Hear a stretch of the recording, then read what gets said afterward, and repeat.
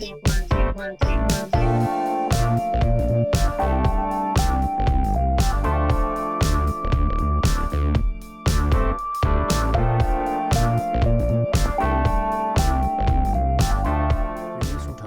dear friends, this is Daisuke, and I very much hope that this video finds you well and in very good spirits wherever you are in the world.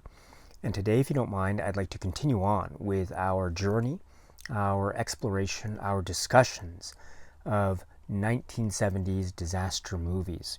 And I'd like to focus our attention and conversation today, if you don't mind, on another very interesting, very special film from the era. And it is directed by James Frawley and produced, in fact written and produced by Fred Freeman and Lawrence J. Cohen, executive producers Michael and Julia Phillips. And it stars among its excellent stellar cast people like Joseph Bologna and Stockard Channing and John Beck and Rene Auberjonois, Ned Beatty, Jose Ferrer, Sally Kellerman, Richard Mulligan, Lynn Redgrave, Larry Hagman, Ruth Gordon, and others. What an interesting film this is. This is a comedy film. This could be also described as a type of homage or parody of the disaster film from this era. It is very zany. It's a zany comic romp with a lot of hijinks, a lot of suspense, romance in the air, and a lot of wonderful one-liner type of dialogue, very cleverly written, telling this story, which is about The Big Bus. The Big Bus is a disaster film as well as being a parody of a disaster film because it is focusing in on a particular voyage, and this voyage is this huge technical marvel, this bus, Cyclops model bus, which is nuclear powered, and within the universe of the film it is a technical marvel because it can go from New York to Denver nonstop, and it is a passenger bus, and it's going along the various road routes along the way across the United States. And it is run by a valiant crew, and also there are moments of danger, peril, and hijinks because there is a group of, say, antagonist forces that will do their best, stop at nothing, to try to put a halt, put a spanner in the works, so to speak, and to prevent the bus from reaching its destination. And to do so, there will be a lot of perilous and dangerous events and things that will go on in an attempt to either sabotage or otherwise thwart this bus's journey and route. And it is up to the passengers and the crew and the drivers, Joseph Bologna and Stockard Channing in particular, to try, in essence, to save the day and to thwart all the antagonistic forces and to avert further danger and disaster in this, as I say, zany comic romp that is a parody of the disaster film The Big Bus. And I must say that as a disaster film parody, homage, comedy, it really works, and I think it works for a number of reasons. First of all, it does operate within the context of its own story and the own film universe.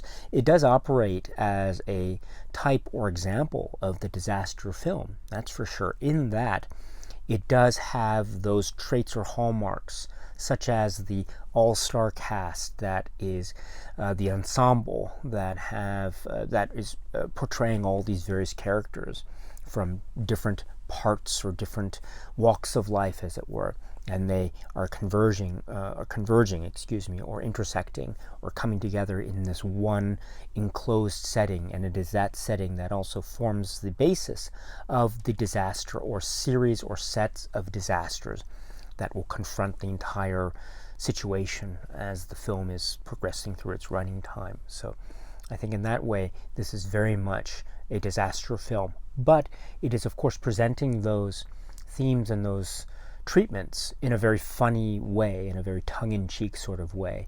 and so we have the various cast of characters that seem to be coming from different places around the world, but they are really giving their performances a lot of earnest gusto. And when there are those comic moments, they really go for it. And I think there's a different sense of, say, comic timing. There are different types of jokes that are portrayed. Sometimes there's an emphasis, on the slapstick, physical humor, the physicality of that type of comedy, which is great.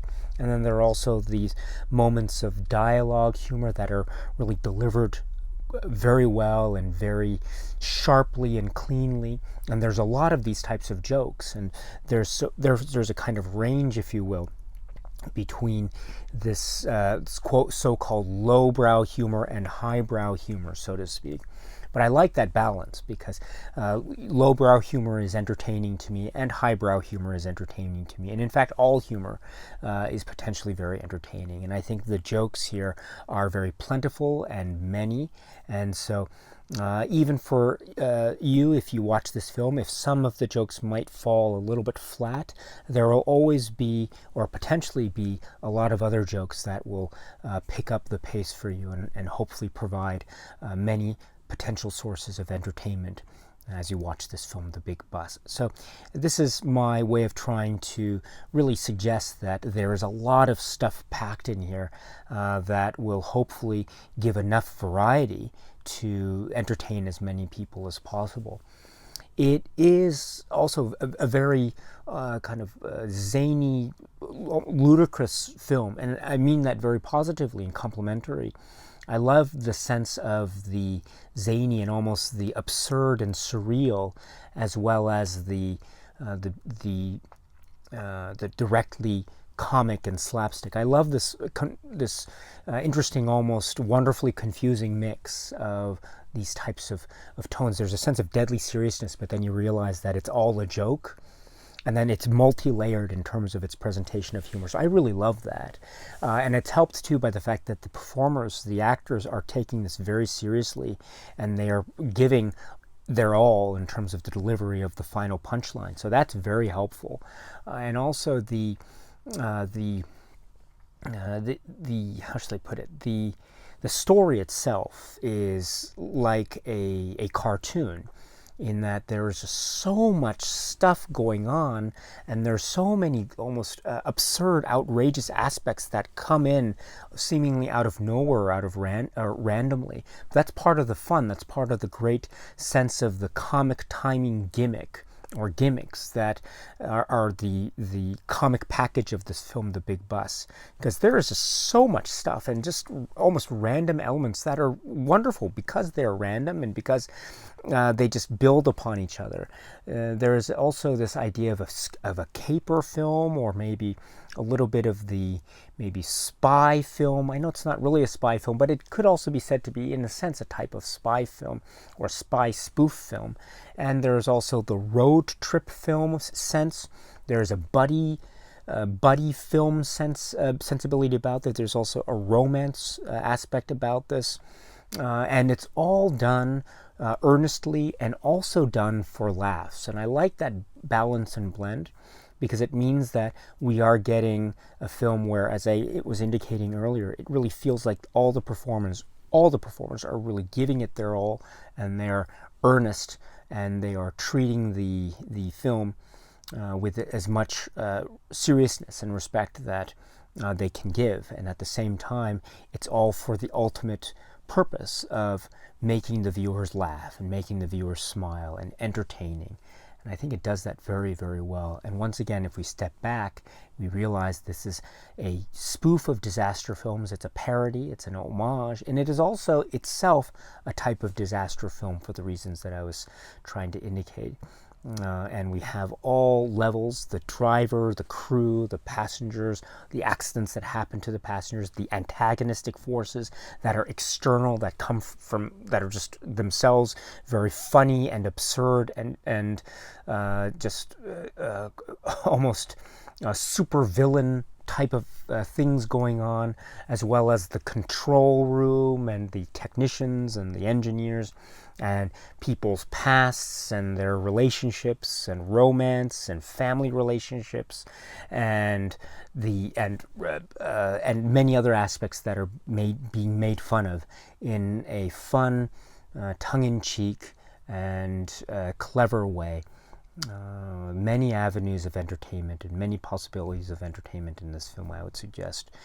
This is a very good time. And it's also fun to have this type of sense of the disaster film, because as I was trying to indicate earlier, the disaster film is a type of genre which I think is very malleable, and it can be subject to many types of interpretations and many types of, say, categories or subcategories or subgroups. One of those subcategories is the comedy or the spoof, and there are many famous, I think, disaster spoofs that have been made over the course of recent cinema history. And I think The Big Bus is one that really deserves as much attention that it can get. It's just a fun time at the movies. It's entertainment. And if you like disaster movies and you like comedy and you like these little clever bits of homage and parody, then I think The Big Bus is for you. So, my dear friends, this is the film The Big Bus. Okay, my friends, so that's it for now. And so until we meet again, please be happy and healthy and well, and please keep on watching a lot of great, great movies. Thank you so much, as always, for your time. I very much appreciate it.